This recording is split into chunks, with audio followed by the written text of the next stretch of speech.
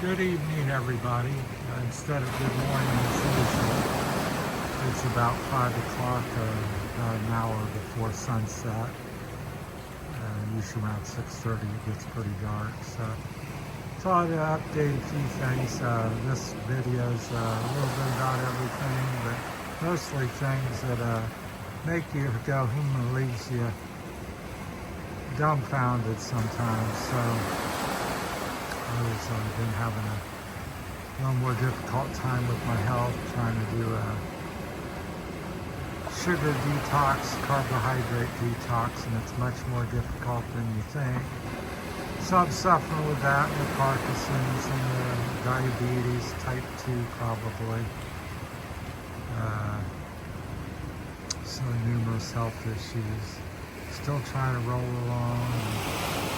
Self-doctor and do all that, and do it from the Philippines, where I don't know how to get anything hardly. So, but anyhow, we'll start off no particular order. We'll talk about immigration here, as did I say it's Tuesday, October the 21st here in Sabang, Philippines. So get that out of the way.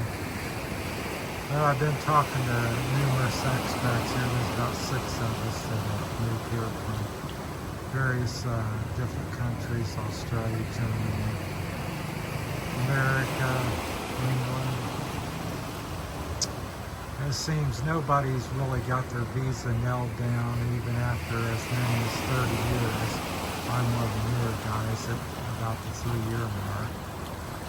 So it seems to be ever-changing and never-ending, so kind of be prepared for that. There's no easy, secure way to seemingly get anything. And you would think, well, I just get a retirement visa, a military visa, or a 13A visa. Well, things are more complicated than they think, and it's always variable and changing. So I'm here to say the 6 or so people that I've met here that's been living here between 3 years and 30-some years, our visas are all up in the air to some degree still after all that time. So that's one issue in the Philippines. It seems they always another form, another 500 or 20,000 pesos. The other thing that's happened to me is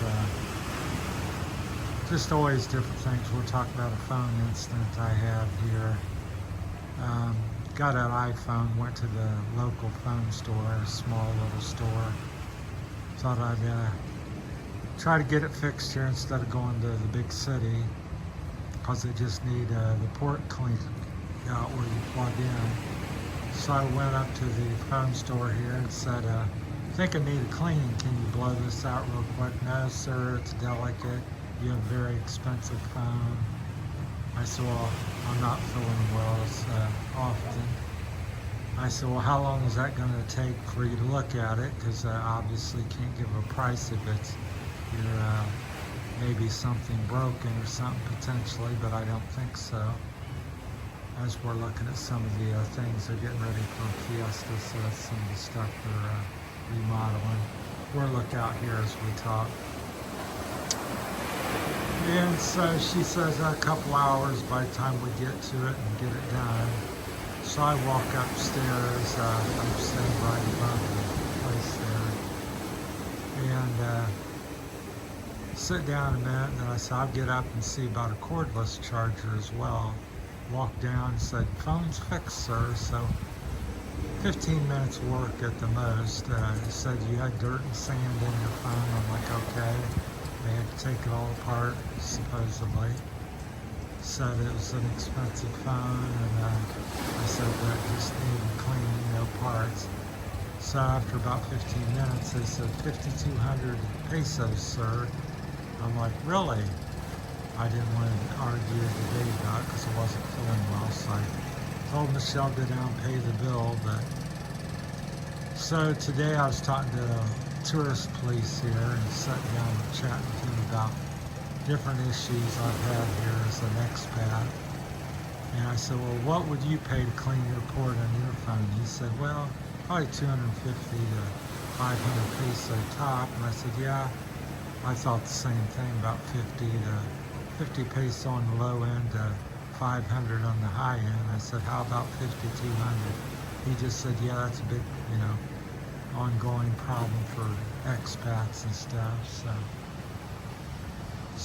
But I thought it was really disappointing when you have no recourse, and even though everybody knows what's going on, you can, have nothing to do, and it's a big hassle and negative to argue or to go after somebody. People find it offensive, but although I find it offensive that it's happening to you. So then this all happened about last month, and then I got this room. It started off when I first come here as 1,500 with aircon each day, 1,500 peso, which is about 30 bucks here in Sabang. It's a tourist area, which is pretty expensive. And so when I moved in, I said, well, I'm not going to be a tourist here. I'm planning on living here, permanently. And so she said, well, how about 750? I said, well, that's great. I said, go any lower? She says, I'll go 5. So I've been paying 500, which is still pretty expensive, at least double what most people pay, a little over double. Because I'd say a lot of the locals probably living on maybe 100, 200 a day or something, that would be a guesstimate. So I've been kind of sick and not breathing real well, so I said, can I run the aircon? She said, sure, turn the aircon on real quick for Terry. So turned it on. I got up the next day and was paying my bill for the month. And she goes, you want to pay for the aircon? I said, well, is that not free or including cutting me a break? I only used it one time in 8 months. She goes, no, that's 1,500. So it went from 500 room rent that I've been paying to 2,000 just because I used aircon. It tripled. And I was really upset about that, and don't feel well. So I said, she goes, well, how about 500? So I'm like, well, that's still too high. Because when I first moved in, like I said, it was about a 300 price difference between use aircon and not use aircon. But about 9 months later, it's up to 1,500 pesos. So it's that stuff. So get things in writing, be prepared for that type of on-off, and you get some kindness and some good stuff going on, and you get some extreme price gouging and stuff. I had an attorney, I hired an Ilo to help me with my immigration. I said, well, how much to get my 13A visa that I'm entitled to, because I'm married to a Filipina for about 12, 13, 14 years now. But she's no longer here in the Philippines, so he goes, I can help you with that. He says you're gonna need 50,000 pesos down, which is quite a bit. I think it's around $1,000 or something American, which is big money here in the Philippines. I said, well, as long as it doesn't run much more, that's okay. Just get my things from that old house and help me with that. And he goes, sure. And so he goes, I'm going on a trip to America, and then I come back, I'll handle your case. So 3 months later, he comes back. I'm saying, what are we doing? Doesn't get back with me. So about 8 months later, he finally says something. He says, come on into the office. I just came into the office, and he goes, so it seems like what you'd be best for you is the 13A visa. I said, yeah. I said, is that all we've accomplished after 8 months of waiting? And he goes, well, I think 13A visa is going to be about 300,000 peso, which is massive. That's almost nearly 7,500, 8,000 which is tremendous money here. And I go, and he kind of smiles. He goes, well, that's negotiable, and playing a scam or thing on me. I said, I'm just done. You do the job you're hired, or you don't do it, but I'm done. No more money. I think these guys might be loading up here, so I may be moving. I'll get on down in case they're coming out, so they're getting ready for the fiesta. So they're loading some supplies. Are they coming up here?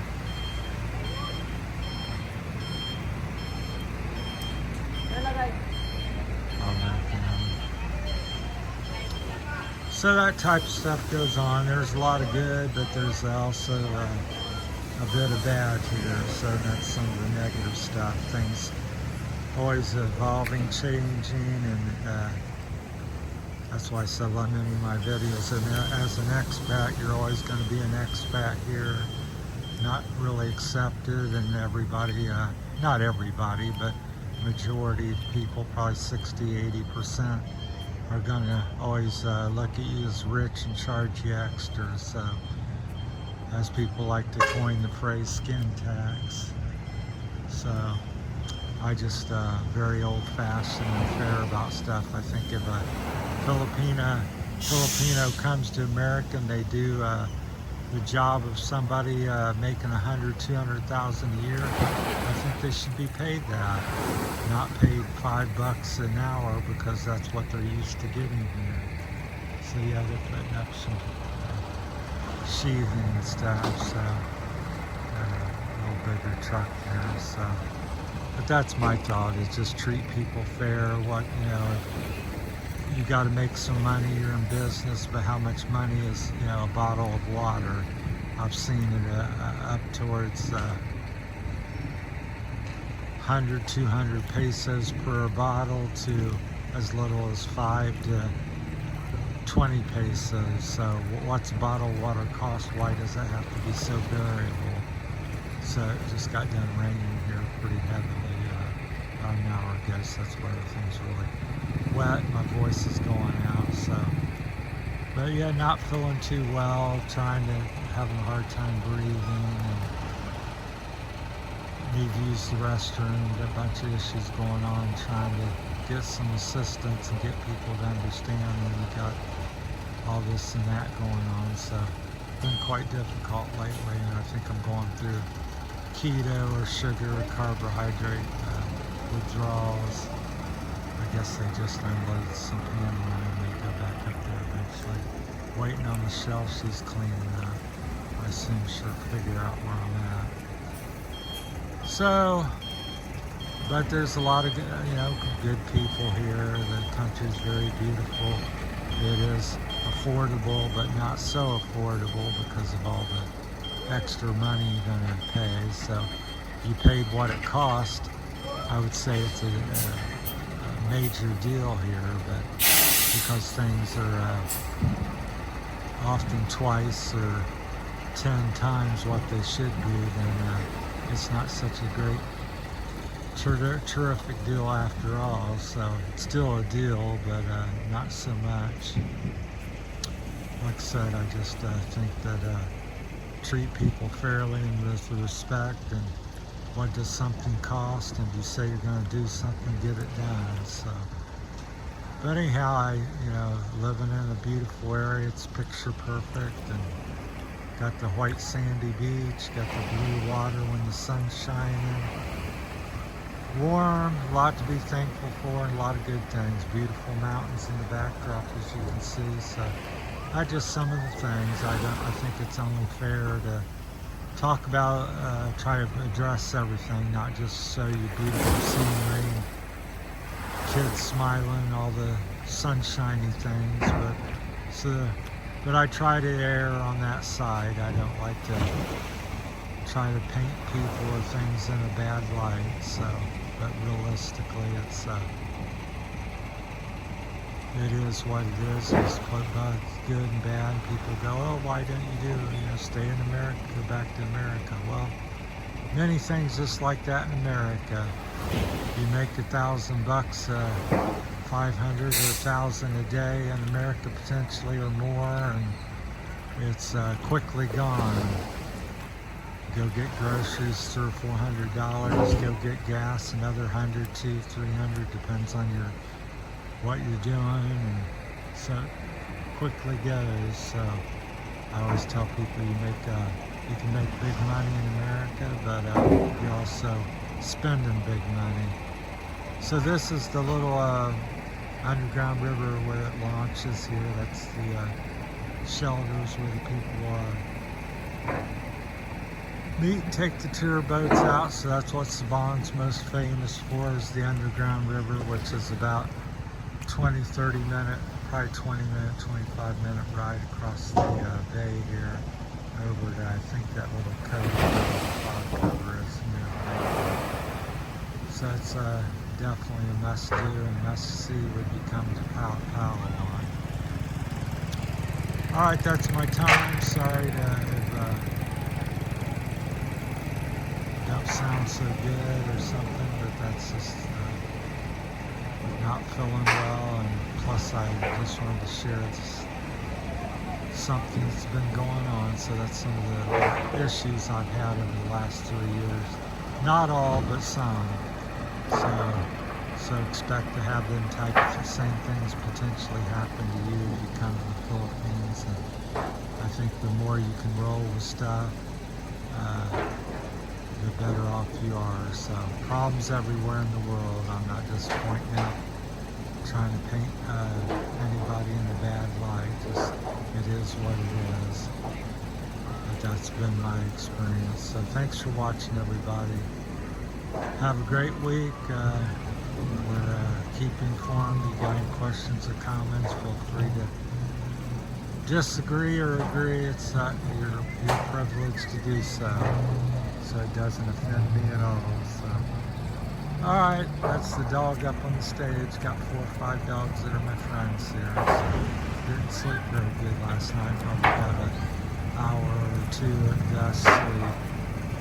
Alright, they're going to be having a fiesta in the next few weeks, maybe this weekend. I think it's still a week or 2 away. I think it's in November, so we'll be making some videos of that, so that should be entertaining. It's just my first year of seeing that, so, because I came in March. Alright, thanks for watching, everybody. That's my time from Sabon. Thanks.